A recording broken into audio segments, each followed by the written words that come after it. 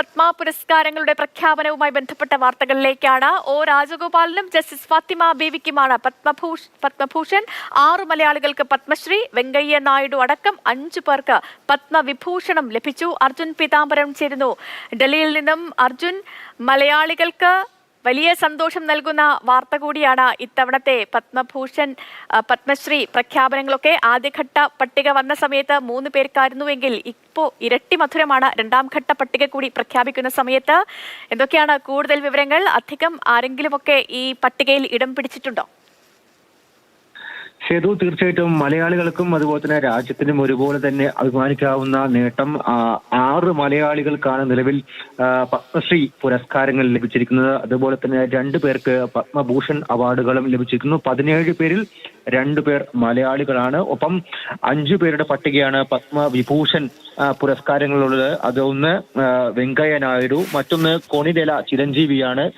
തെലുങ്ക് നടൻ മെഗാസ്റ്റാർ ആയിട്ടുള്ള ചിരഞ്ജീവിക്കാണ് പത്മവിഭൂഷൺ ഉള്ളത്. തീർച്ചയായിട്ടും ജസ്റ്റിസ് ഫാത്തിമ ബീവിക്ക് പത്മഭൂഷൺ അത് മരണാന്തര ബഹുമതിയായിട്ട് ലഭിക്കുന്നു. അതിനോടൊപ്പം തന്നെയാണ് ഒ രാജഗോപാലിനും ലഭിച്ചിരിക്കുന്നത്. അശ്വതി തിരുനാൾ, ഗൗരി ലക്ഷ്മിബായ് തമ്പുരാട്ടി, മുനി നാരായണ പ്രസാദ്, പകരവൂർ ചിത്ര നമ്പൂതിരിപ്പാട് എന്നിവർക്കും അതുപോലെ തന്നെ സദനം ബാലകൃഷ്ണപിള്ള,